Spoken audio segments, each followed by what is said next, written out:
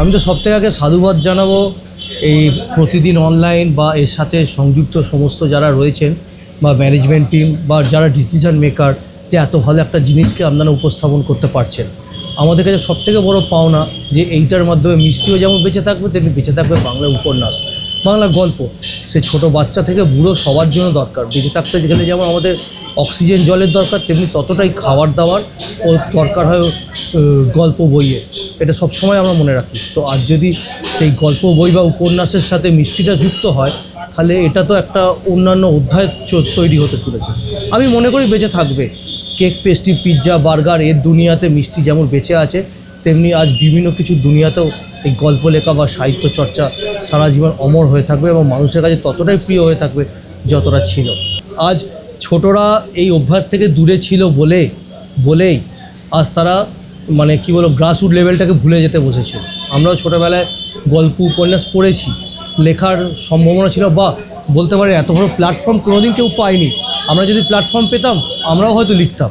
তা আমাদের next generation বা ভবিষ্যৎ প্রজন্ম এই এত বড় প্ল্যাটফর্ম পাচ্ছে, যার ফলে তাদের মধ্যে এই অভ্যাস আসবে, তাদের মধ্যে এটা নিয়ে একটা প্রতিযোগিতা আসতে পারে বা তাদের মধ্যে চর্চা থাকবে, আর তার সঙ্গে পুরো পরিবারের চর্চাটা যুক্ত হবে। ছোটোবেলায় আমরা বসে থাকতাম গল্প লেখা বই পড়ার জন্য।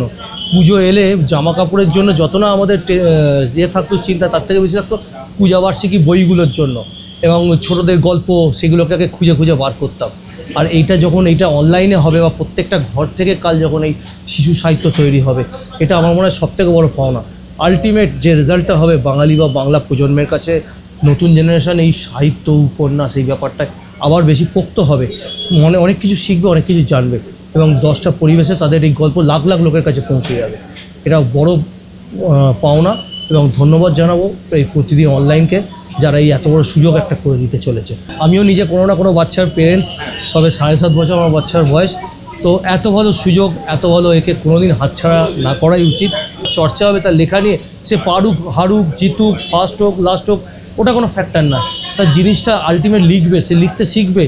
আজ কেন শুধুমাত্র সে অন্য ভাষী পোয়েম বা পোয়েট শিখবে বা অন্য ভাষী বই পড়বে? আজ এই লেখাগুলো হবে, আগামী দিনে এই নিয়ে সংস্করণ বেরোবে, ইতিহাস হয়ে থাকবে। পড়ুক, শিখুক, বাচ্চাদের এগিয়ে দিন। আসুন, সাধুবাদ জানাবো সংবাদ প্রতিদিন ডিজিটালকে, তার থেকেও সাধুবাদ জানাবো এই উদ্যোগ বা প্রচেষ্টাকে, যে ম্যানেজমেন্ট টিম এটাকে তৈরি করতে সাহায্য করেছে। এই যে ভাবনা চিন্তা, এটা তখনই পসিবল যখন সংস্থাটা একটা বাঙালি পরিচালনাধীন হবে। কিছু মনে করবেন না, অন্যভাবে বললেও অন্যভাবে মনে নেবেন না। আর যে আমরা দেখে আসি প্রতিদিন মানেই বসু পরিবারের হাতে রয়েছে প্রতিদিন মানেই বাঙালির একটা ঐতিহ্য, অন্যান্য নিউজেও রয়েছে।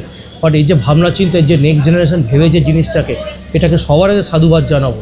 যে বাংলা, বাঙালি সংস্কৃতি, বাঙালি লেখা, বাঙালি উপন্যাস এর মাধ্যমে সারা বিশ্বের মধ্যে ছড়িয়ে পড়বে, এবং আমরা আশায় রাখবো বিশ্বের কোণে কোণে থাকা বাঙালিকে আমরা খুঁজে পাবো এই প্রতিদিনের এই অনলাইনের মাধ্যমে।